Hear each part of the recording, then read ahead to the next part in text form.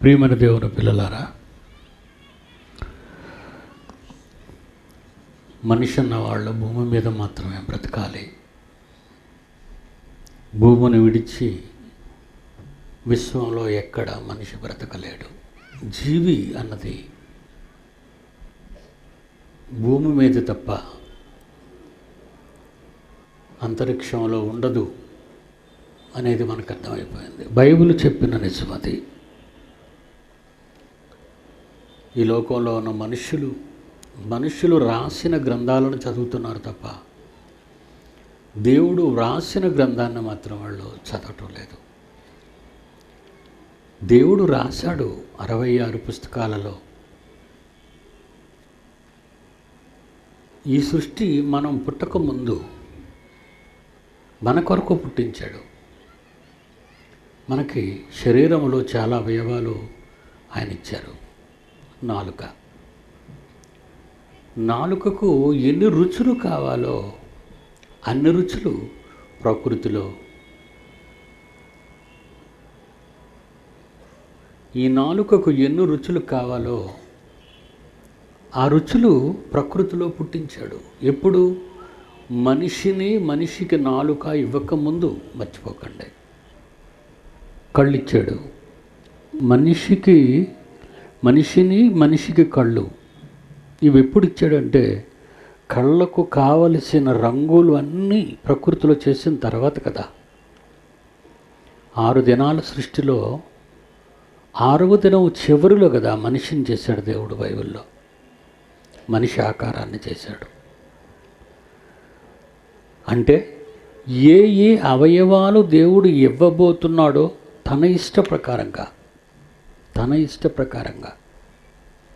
అంటే మనకు కళ్ళున్నవి కానీ, చెవులున్నవి ఉన్నా కానీ, నాలుకున్న, కాళ్ళు చేతులు ఉన్న, కనిపించని అవయవాలున్నా అవన్నీ దేవుడు తన ఇష్టము చేత మన శరీరంలో పుట్టించి. ఇవన్నీ బైబిల్లో ఉన్న మాటలండి. నేను స్వయంగా ఏమీ చెప్పటం లేదు. ఇవన్నీ బైబిల్లో ఉన్న మాటలే. దేవుడు తన ఇష్టము చొప్పున మానవ ఆకారాన్ని నిర్మించాడు. ఆ ఆకారాన్ని నిర్మించడంలో మన కాళ్ళకు, మన చేతులకు, మన నోటికి, మన కళ్ళకు, మన చెవులకు కావలసినవన్నీ మనకంటే ముందు చేశాడు. ఎంత ప్రేమండి ఆయనకి!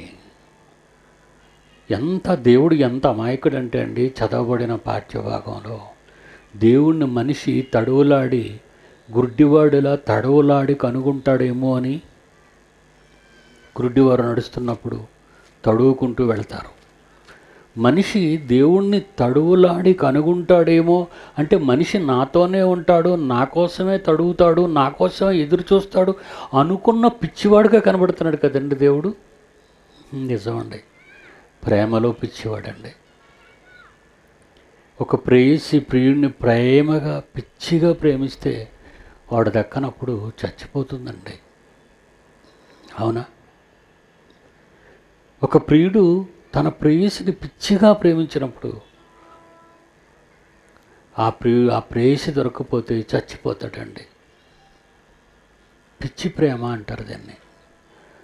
మనుషులకే ఇంత పిచ్చి ప్రేమ ఒక వ్యక్తి మీద ఉంటే దేవాది దేవుడు మన కన్న తండ్రి, ఆయనకి ఎంత పిచ్చండి మనమంటే ఆయనకి చాలా పిచ్చండి. ఇది మనిషి అర్థం చేసుకోలేకపోతున్నాడండి. దేవుడు మనలను ఎంతో ప్రేమించాడంటాడు. ఎంతో అంటే పిచ్చిగా ప్రేమించాడు అని అర్థం అండి.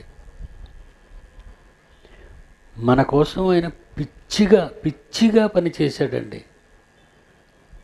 ఏమండి, సృష్టికర్తకు విశ్రాంతి అవసరమా? మీరు ఆలోచించండి. సృష్టికర్తకు విశ్రాంతి అవసరమా? అవసరం అండి, అవసరం.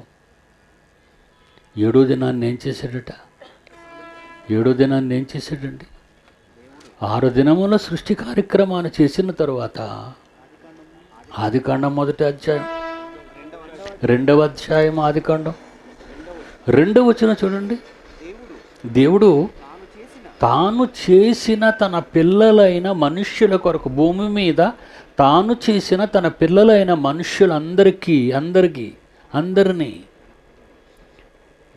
అందరికీ పనిచేశాడు. అది అది ఎంత బాగుందట, మంచిదిగా ఉన్నట్టు చూశాడట ఆయన. దేవుడు తాను చేసిన యావత్తు ఆయన చూసేటట్టు. ఇంకా మనం ఇంకా రాలేదండి, మనం ఇంకా పుట్టలేదు. అంతా చూసేటట్టు, ప్రకృతి అంతా. ఆకాశాన్ని నింపేశాడు, భూమిని మధ్యస్థానంలో చిన్ని కంటికి కనబడని చుక్కగా సెంట్రల్ పాయింట్లో పెట్టాడు. చూసి నచ్చిందట ఆయనకి. ఏమంటున్నాడండి, అది చాలా మంచిదిగా. ఎవరి కోసం? ఆయన కోసం కాదండి. ఈ సూర్యచంద్రాదులు, గ్రహాలు, నక్షత్రాలు, నక్షత్ర మండలాలు ఆయనకి ఎందుకండి? మీకోసం అండి. బాబు ఇందాక చెప్పినప్పుడు మన గడియారంలో 3 ముళ్ళులు కనిపిస్తాయండి, పైన అక్షరాలు కనిపిస్తాయి. కానీ దాని వెనకకు వెళితే చాలా పెద్ద సిస్టమ్ పనిచేస్తుందండి. చక్రాలు, చిన్న చక్రాలు తిరుగుతుంటాయండి. ఒక చక్రం మరొక చక్రాన్ని, ఆ చక్రం మరొక చక్రాన్ని, ఆ చక్రాన్ని మరొక చక్రాన్ని, ఈ చక్రం ఒక ముళ్ళుని, ఇంకొక చక్రం మరొక ముళ్ళుని, ఇంకొక చక్రం మరొక ముళ్ళుని, ఇలా ముళ్ళులను తిప్పడానికి మనం చూసుకుని ఈ గడియారం బయటికి ఎంత అందంగా ఉన్నా దాని లోపలి భాగం అంతా కూడా పనిలో ఉంది అని మన వాచ్యం మనకు పాఠం నేర్పించింది. భూమి మీద మనిషి ఇంత క్షేమంగా ఉన్నాడు అంటే దాని వెనక ఎంత పని జరుగుతుందండి. ఎన్ని శబ్దాలు మీరు విన్నారు ప్రకృతిలో, రణగొను ధ్వనులు విన్నారు మీరంతా గత 3 రోజులు కూడా. ఈరోజు మనం అంత హ్యాపీగా ఇలా ఉండడానికి కారణం ఆయనేనండి. అమ్మ ఏం చేస్తుందండి, ఉయ్యాల్లో పొరుండు పెడుతుంది కొడుకుని. వాడు ఏడుస్తాడు, అప్పుడు ఊపడం ప్రారంభిస్తుంది. ఇంకా ఏడుస్తున్నాడు, పాట పాడడం ప్రారంభిస్తుంది. లాలిపాట పాడుతుంటుందండి, లాలిపాట. ఈ ప్రకృతి ఒడిలో, ఈ విశ్వపు ఒడిలో తన పిల్లలు హాయిగా నిద్రపోవాలనే భూమిని ఈ ఉయ్యాలలో మనుషులందరినీ పరుండబెట్టి నిద్ర పెడుతున్నాడండి.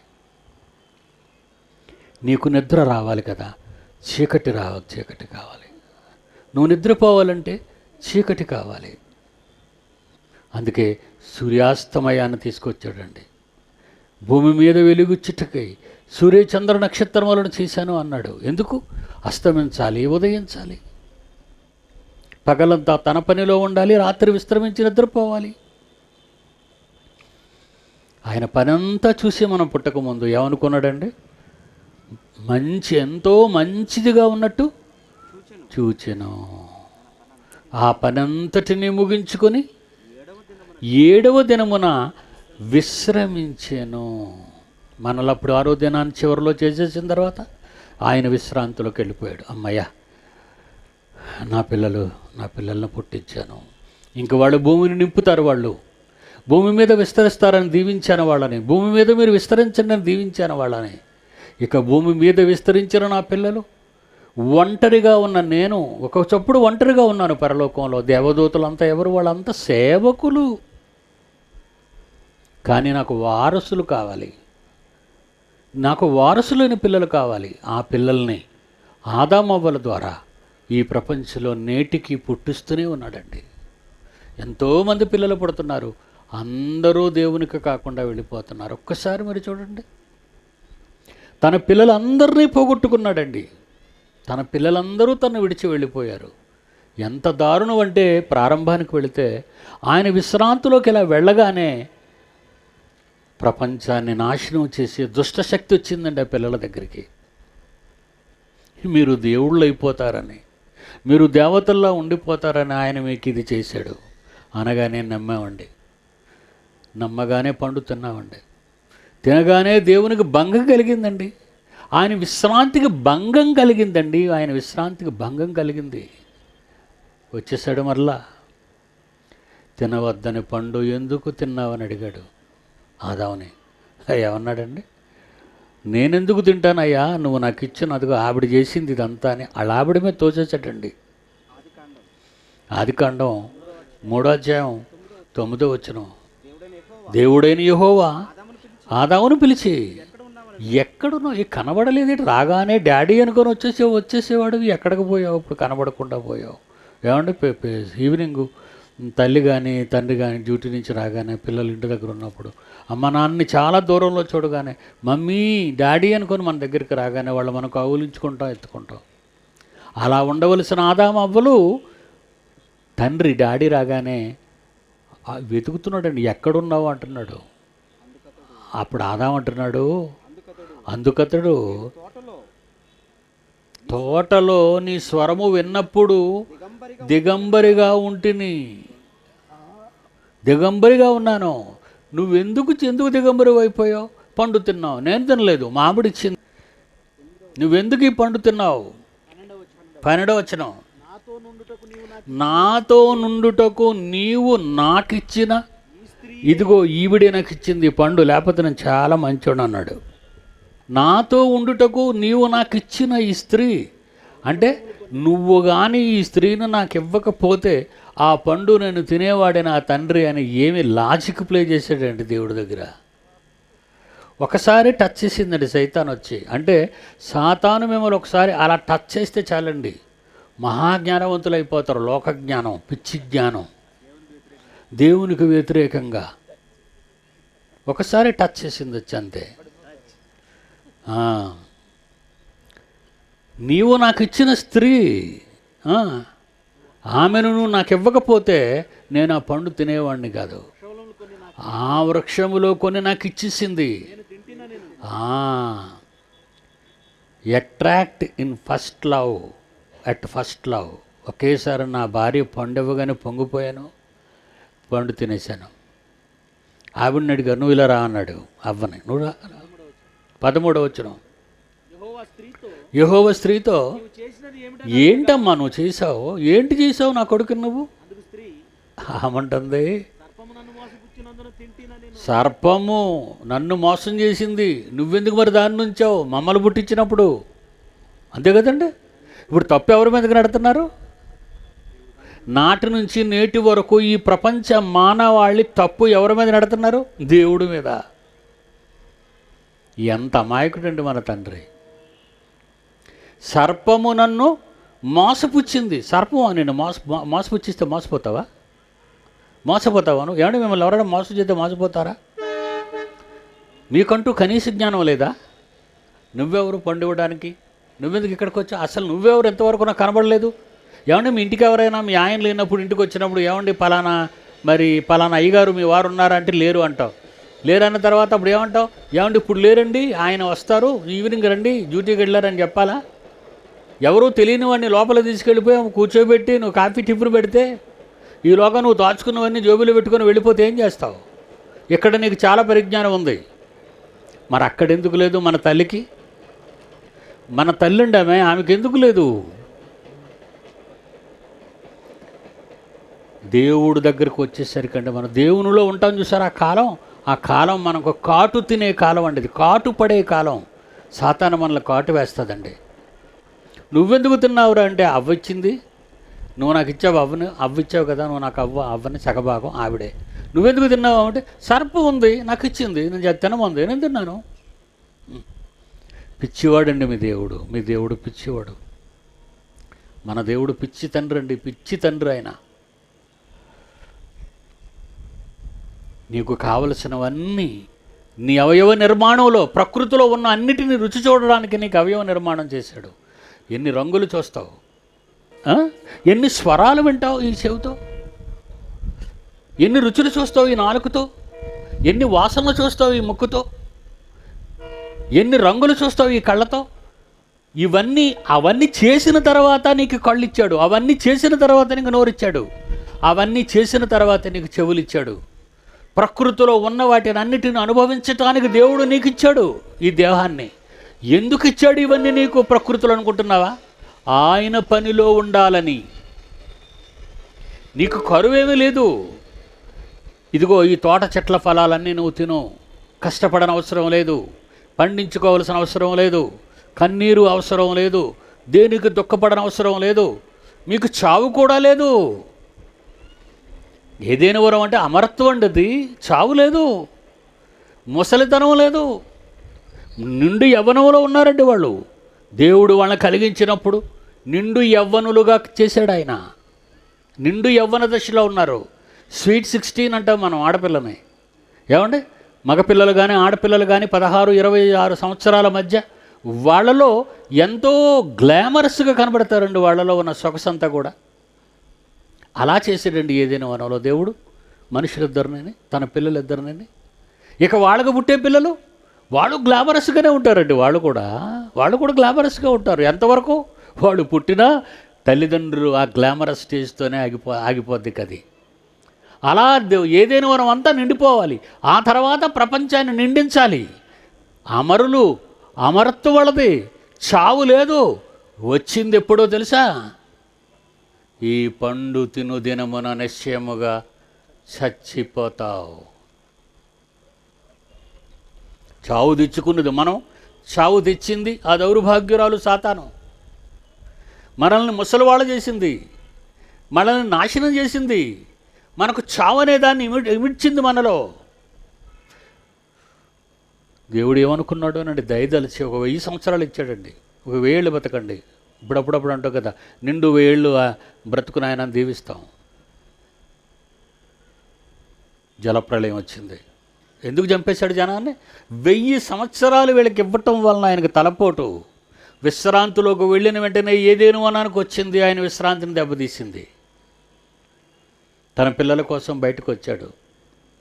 ఆ తర్వాత నోవహు కాలానికి వచ్చేసరికి ఏమొచ్చిందట దేవుడికి బాధ? అందులో రాస్తాడండి, ఆదికాండంలోను 6వ అధ్యాయంలో అండి 5వ వచనంలో చూడండి ఏం మాట అంటున్నాడు. ఆదికాండం 6వ అధ్యాయం, నరులు చెడుతనము భూమి మీద గొప్పదని వారి హృదయముకు తలంపులలోని ఊహాంతయు ఎల్లప్పుడూ కేవలము చెడ్డదని యెహోవా చూచి తాను భూమి మీద నరులను చేసినందుకు సంతాపమునందను. తన హృదయంలో అంటే మనం ఏమంటాం, హార్ట్ అటాక్ అంటాం, అంతే కదండి. హార్ట్ అటాక్ తన హృదయంలో ఎందుకు నొచ్చుకున్నాడట? ఇంత విశ్వాన్ని నేను నిర్మించాను, కోటాను కోట్ల సంవత్సరాల కాలంలో పని చేశాను, నా పిల్లల కైవసం నా పిల్లల పాదాల కింద పెట్టాను, అనుభవించి నా కొరకు బ్రతకవలసిన నా పిల్లలు నన్ను కాదంటున్నారు, ఈరోజు నన్ను వదులుకున్నారు. ఈరోజు వీళ్ళ వల్ల నాకేమొచ్చింది? Pain, heart attack, heart pain. నా భూమి మీద నరులను చేసినందుకు దేవుడు సంతాపం ఉంచాడు. చచ్చిపోయాక సంతాప సభలు చేస్తారు, బతుకుంటుండగానే సంతాపం చేశాడండి ఆయన. ఏమండి, దేవునికి ఎన్ని కష్టం మనం అనుకుంటాం, దేవుడికి ఏంటి హ్యాపీగా ఉన్నాడు అనుకుంటారు మీరు. అవునా? అలాగనే పాడతారు చాలామంది పాటలు పాడేటప్పుడు, దేవుడికి ఏంటండి హాయిగా ఉన్నాడు, మనిషిగా నాకే బాధలన్నీ అంటుంటారు అప్పుడప్పుడు. నీకేం బాధ? ఆఫ్టర్ ఆల్ 6 అడుగులు ఎత్తుంటావు ఉండవు, 3 అడుగులు వెడల్పు ఉంటావు ఉండవు. నీకున్న బాధలు ఇన్నన్ని బాధలు కాదు లోకంలో. ఈ బాధల్లో ఆయన బాధలు నీకెక్కడ గుర్తొస్తాయి? ఎప్పుడు నీ బాధలు తీసేయమని ప్రార్థించే నీవు, మనమైతే ప్రార్థిస్తాం క్రైస్తవులు, మరి మిగతా వాళ్ళు క్రీస్తుని ఎరుగని వారు వాళ్ళు అసలు పట్టించుకోరు. చంపేస్తాను ఇంకెళ్ళన్నాడు నోవహు. చంపేస్తానయ్యా, చంపేస్తానెళ్ళ. జలప్రళయం వచ్చింది, చంపేశాడండి. మరలా జనాంగం డెవలప్ అయింది. కీర్తనాకారుడు రాస్తున్నాడు, దావీదు కాలానికి ఆయుష్కాలం పడిపోయింది చూడండి ఒకసారి. కీర్తనల గ్రంథము 90వ అధ్యాయము 10వ అధ్యాయం 10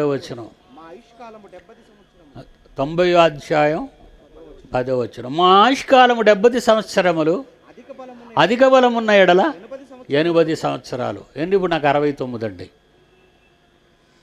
అంటే నాకు పోయే కాలం వచ్చినట్టే కదండి దగ్గరికి, అంతే కదండి. వెళ్ళిపోవాలి. వెళ్ళకపోతే మరి శాపం తెచ్చేసారు. నా ముందున్నోళ్ళు మంచోళ్ళు ఉంటే మనం ఈ కాలం ఏదైనా వనంలోనే ఉందో అందరూ విని, ప్రపంచం అంతా ఏదైనా వనం అయిపోయి ఉండేది. అవునంటారా కాదంటారా? ఇప్పటికీ ఎంత ఖాళీ ఉందండి ప్రపంచం అంతా. 3 వంతులు నీరండి, అంతా ఖాళీ. ఏమండి, ఇక ఒక వంతు ఈ ఆరణ్యాల మీద ఎన్ని అరణ్యాలు ఉన్నాయి, ఎన్ని ఎడారులు ఉన్నాయి, అంతా ఖాళీ. అమరులుగా ఈ భూమి మీద ఉండవలసిన మనకు ఏటండి ఈ దౌర్భాగ్య స్థితి? ఒక్కసారి మీరు ఆలోచించండిరా. ఎందుకు మనం ఇంత దయానీయమైన స్థితికి జారిపోయాం ఈరోజు? 60-70 ఏళ్ళట అధిక బలం ఉంటే 80 ఏళ్ళు క్రొత్త నిబంధన వచ్చింది, యేసుప్రభు వచ్చాడండి. దేవుడు తగ్గించేస్తున్నాడండి మనిషికి ఆయుష్కాలాన్ని. మన పిఎం గారు ఎలాగైతే మనకి ట్యాక్సీలు పెంచి చంపేస్తున్నాడో, మనిషి తాను చేసిన పాపాలకి ఆయుష్కాలాన్ని పోగొట్టుకుంటున్నాడు. యాకోబు పత్రిక వచ్చేసరికి 4వ అధ్యాయంలో 14వ వచనంలో, మీ జీవము ఏపాటిది, కొంతసేపు కనబడి అదే క్షణంలో మాయమైపోయే ఆవిరి వంటి వాడవు అనేసాడంతే. అంటే ఇప్పుడు నో గ్యారంటీ, లైఫ్కు నో గ్యారంటీ. దావీదు కాలానికి 70-80 అనుకున్నా, యేసు కాలం తర్వాత వచ్చేసరికి మన కాలం ఎంత అయిపోయిందండి? ఎంతలో కనబడు అంతలో మాయమైపోవు ఆవిరి. ఇప్పుడే భోంచేసారండి, అలా రోడ్డు మీదకి వెళ్ళాడు, చచ్చిపోయాడు. అందరూ భోంచేసామండి. మనం మా చర్చిలో ఒక వాళ్ళ బావగారు మరి ఆ రాత్రి చక్కగా భోంచేశారట, కూర్చున్నారు, అందరూ జోకులు చేసుకున్నారు. అలా దొడ్లోకి వెళ్ళాడు, అంతేనండి. అందులో నుంచి బయటికి రావట్లేదు. వాటర్ ట్యాప్ ఇప్పేసి సౌండ్, వాటర్ శబ్దం వినబడుతుంది. ఏమండి రాజేంద్ర బాబు, మరి ఆయన ఈ సాగు కార్యక్రమం చేశాడండి. ఏటీని ఇంకా రాలేదని అందరూ వెళ్ళారట. వెళ్ళేసరికి చచ్చిపోయి ఉన్నాడు. మనతో మాట్లాడుతూ వెళ్ళిపోతారు, మనతో నిద్రపోతూ వెళ్ళిపోతారు, ప్రయాణం చేస్తూ వెళ్ళిపోతారు. ఎప్పుడు వెళ్ళిపోతారో తెలియదు. మనంతా లైఫ్ గ్యారంటీ లేని లైఫ్ అండి. మన జీవితం మనకు గ్యారంటీ లేదు. ఇప్పుడు నేను ఎందుకు ఇంత పిల్లలందరినీ ఇలా తయారు చేసుకుంటున్నా అంటే, ఎప్పుడొకప్పుడు మనం అంతా వెళ్ళిపోవాలండి. అయిపోయింది మన టైం. నా టైం అయిపోయిందండి. ఎప్పుడు వెళ్ళిపోతానో, మొన్న వెళ్ళిపోవలసిందండి 67లోనే. ఇది ఆపరేషన్ చేశారు, దీన్ని ఓపెన్ చేశారు బ్రెయిన్. మన డాక్టర్లు ఏమంటారంటే ముందే సంతకం పెట్టామంటారు. ఎన్ని సంతకాలు పెడతారంటే ఎల్ఐసి వాళ్ళు సంతకాలు పెట్టించుకున్నట్టు. అబ్బబ్బబ్బబ్బబ్బా, లోన్ కానీ తీసుకున్నట్టు ఎన్ని సంతకాలు పెట్టిస్తారండి. ముందు మనం అప్పు కావాలని టపా టపా టపా టపా టపా పెట్టేస్తుంటామండి. అవి కంటికి కనబడే అక్షరాలు, చిన్న అక్షరాలు. మన డబ్బులు అవసరం, పెట్టే సంతకాలు అలా పెట్టిస్తారండి. ఏమని ఉంటాయంటే, ఈ ఆపరేషన్లో చచ్చిపోతే మేమేమనుకోము, ఇది మా ఇష్టపూర్వకంగానే మీకు ఒప్పుకుంటున్నాము, ఈ లైఫ్ నీకు అప్పచెప్పేస్తున్నాము, ఉంచుతావో తీసేస్తావో నీ ఇష్టం. మా అబ్బాయి చేత సంతకాలు పెట్టించుకున్నారండి. మా అబ్బాయి చేత కూడా సంతకం పెట్టించుకున్నారు, అందరి చేత సంతకాలు పెట్టించుకున్నారు. దేవుని పిల్లలారా, నేను ఉండాలి కదా మీకోసం, నేను రావాలి కదా బెంగళూరు. లేకపోతే ఈ మాటలు మీకు ఎలా తెలుస్తాయి? అవునా? పౌలు గారు అన్న మాట ఒకటేనండి, నా మటుకైతే బ్రతుకుట క్రీస్తు, చావైతే లాభం. నేను చనిపోయి వెళ్ళిపోవాలనుకుంటున్నాను అక్కడికి. ఏమంటే రియల్గా నేను కూడా అలాగనుకుంటున్నాను. తండ్రి అలసిపోయానయ్యా, చాలా సేవ చేశాను, అలసిపోయాను, నేను వెళ్ళిపోతానంటే ఆయనేమంటాడండి? నిన్న మా జాన్సన్ గారు మాట్లాడుతూ వాళ్ళ నోట్లో నుంచి ఒక మాట వచ్చింది. మా బావగారు చచ్చిపోతారని అనకుండా, మా బావగారు వెళ్ళిపోతారు, వెళ్ళిపోయేటప్పుడు సైన్యాలు, పరలోక సైన్యాలు,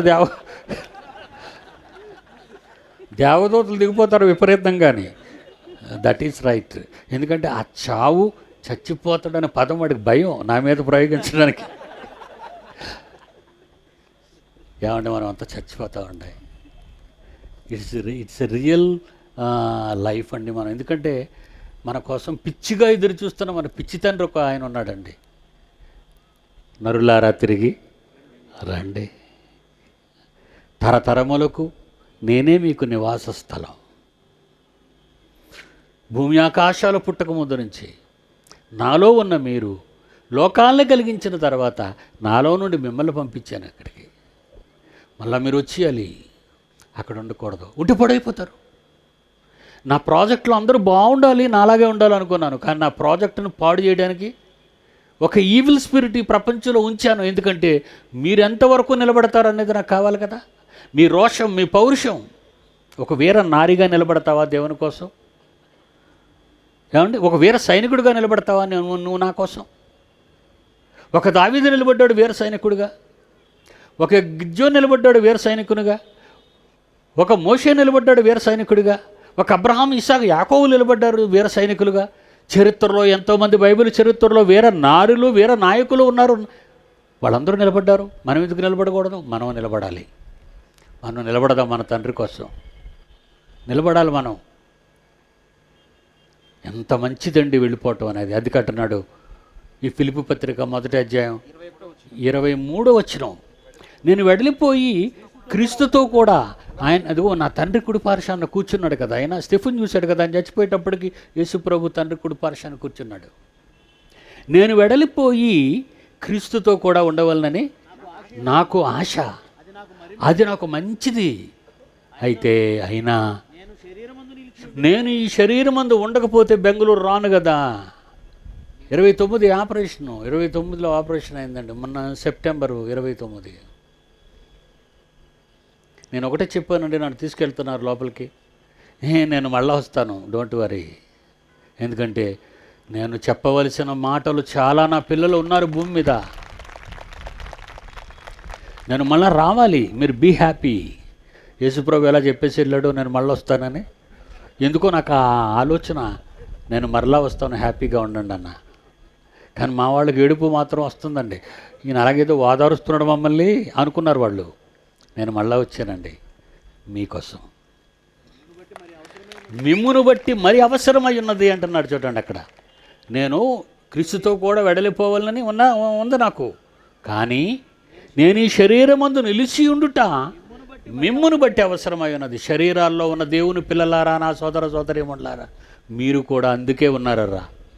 ఇది జ్ఞాపకం చేయడానికే వచ్చానర్రా. ఈ మాట నిజం. ఈరోజు శరీరాలలో సంఘ కాపరులు, సంఘ పెద్దలు, సంఘ సభ్యులు, ప్రపంచ క్రైస్తవులు, ప్రపంచ మానవాళ్ళు ఈరోజు శరీరాలలో ఉన్నారు అంటే దేవుని కోసం, నీ చుట్టూ ఉన్న వ్యవస్థ సమాజం కోసం, దాన్ని బాగు చేయటం కోసం, దాని నీతి మార్గాన్ని నడిపించటం కోసం. బైబిల్ రైట్ అంటారా? ఎంత రైటో నిరూపించి ఒక సాక్ష్యాన్ని మీ కళ్ళ ముందు పెట్టి నేను ముగింపు ప్రార్థన చేస్తానండి. ఏమండి, మొన్న ఏం జరిగిందో చూశారు కదా మీరు. ఏం జరిగిందండి? చంద్రుడు ఎప్పుడైనా చీకటి అవుతాడు కానీ చంద్రగ్రహణంలో ఎరుపవడం ఏంటండి? ఇది రియల్దండి, real real real real real 8 విశ్వంలో జరిగిందండి. ఇది విశ్వంలో జరిగింది.